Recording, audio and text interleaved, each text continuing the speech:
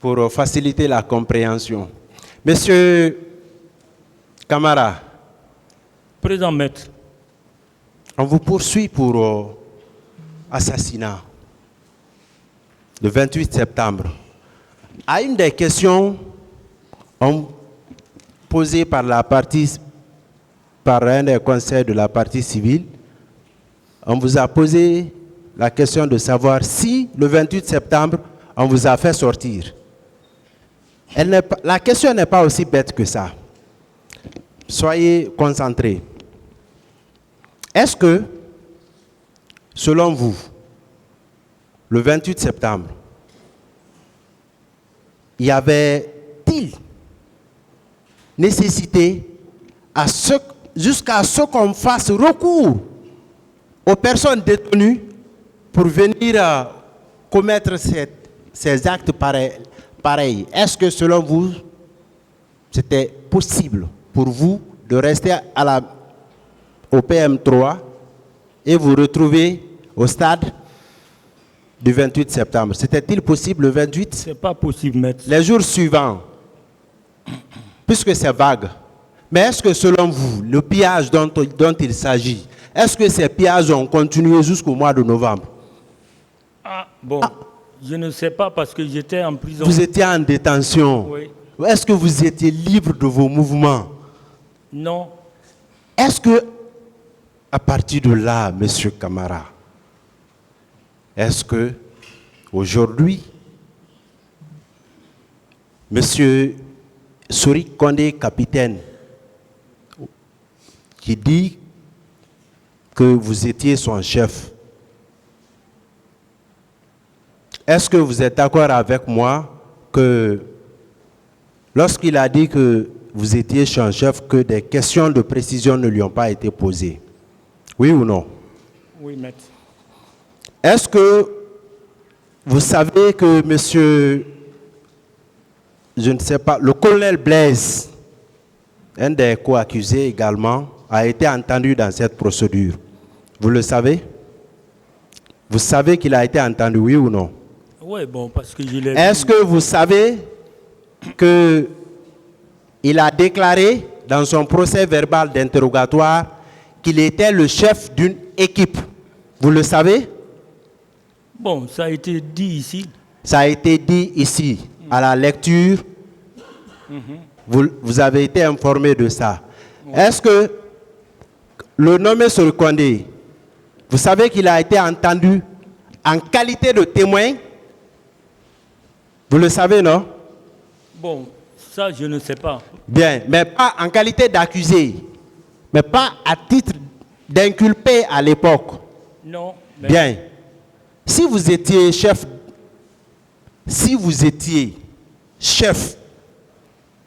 d'une équipe, dans cette équipe, on trouve des témoins ou un témoin. Est-ce que si vous étiez présent ce jour, il n'était pas normal de chercher à savoir en réalité si vous devriez être entendu en qualité d'accusé ou de témoin, oui ou non? Si, c'est pourquoi je dis, bon, je ne peux critiquer le travail des grands juges. Voilà. Mais c'est que malheureusement, votre malheur a été votre négligence parce que vous n'avez pas pris au sérieux cette procédure initiée. Si vous étiez assisté par un conseil, cela n'arriverait pas. Vraiment? Monsieur Camara, Oui. Monsieur Capitaine Sorik Kondé, qui a dit votre nom, une phrase, tout le reste du dossier, votre nom n'apparaît que dans une ligne, à part votre procès verbal d'interrogatoire, de première comparution, d'interrogatoire de fond et de l'ordonnance. Oui. Est-ce que vous savez que Fahimba Camara a été entendu? Oui, Fahimba a été entendu. Est-ce que vous savez que Sorik a dit qu'il y avait 2 patrouilles ce jour-là? Vous le savez? Non, ça, je ne sais pas. Bien. Et, bon, je vais épargner le tribunal de la lecture, mais M. Fahimba vous savez qu'il a déclaré qu'il était également chef d'équipe et chef de la seconde équipe, Fahimba Kamara, l'actuel secrétaire général du haut commandement de la gendarmerie nationale. Il a été entendu. Est-ce que vous avez lu son procès verbal d'interrogatoire? Bon, oui. Bien. Si on devait aller sur la base de la simple dénonciation de M. Sori Kondé, qui parle de vous comme chef d'une équipe, et il parle de l'existence de deux équipes. Dès lors que M. Blaise était chef d'une équipe, Fahimba est chef d'une deuxième équipe, est-ce que vous en avez besoin vraiment de vous faire comparaître, de vous faire impliquer dans une telle procédure? Maître, ce jour-là, j'étais au PM3. Tout ce qu'ils disent là, c'est des...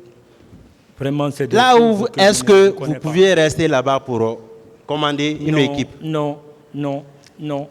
On vous poursuit pour complicité, je ne sais même pas. Complicité, viol même. Monsieur Kamara, mais dans ce dossier, est-ce que vous avez entendu une seule victime prononcer le nom Ibrahima Kamara? Vous l'avez entendu? Non, maître. Aujourd'hui, faites face à ce tribunal. À ce stade de la procédure, est-ce que vous tenez, ne serait-ce que pour faire plaisir au parquet et aux parties civiles, est-ce que vous tenez à la comparution des personnes que vous avez citées? Bon, ils n'ont qu'à venir parce que ça équivaut à ma libération. Oui, vous savez pourquoi je vous pose cette question? Oui. Parce que ce n'est pas une obligation pour vous. Mais si c'est pour faire plaisir au parquet, c'est loisible. Mais qu'à cela ne tienne, en temps opportun, sous réserve de ce que M. Béa aura posé et a présenté, et nous avons une demande à formuler qui sera actuellement présentée à la fin du contre-interrogatoire de M. Ibrahima Kabaradi Kalonzo. Je vous remercie.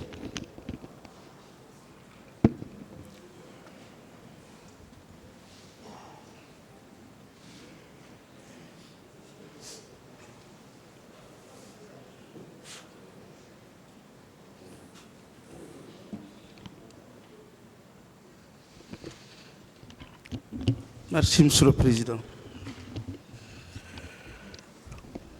Monsieur Kamara, Présent, maître. aviez-vous fait l'université? Non. Ok. Vous avez été recruté en quelle année? 2010. Mais vous avez fait beaucoup de formations au sein de la gendarmerie. Pardon, 90, hein? 90. Promotion 90. Oui. Et vous avez subi beaucoup de formations. Pardon? Beaucoup de formations. Bien sûr. Et ces formations vous ont amené jusqu'en Chine. Oui. Jusqu'en Chine. Beaucoup d'autres pays. Dans beaucoup d'autres pays tels que... Tels que la France. La J'ai France. mon brevet GIGN. Oui. Vous connaissez le célèbre unité française. Parlez dans le micro, monsieur Kamara. Célèbre unité française GIGN, j'ai mon brevet. Je suis allé également au Sénégal pour un autre cours. Je suis allé en Chine. Et tout récemment, je viens d'arriver de Saint-Pétersbourg, avant que je ne sois ici. Il y avait... Bon, c'était le 3 août. 3 août, je suis revenu de Saint-Pétersbourg. D'accord. Donc ce parcours prouve que vraiment vous êtes un gendarme de carrière, vous êtes bien formé. Je pense bien.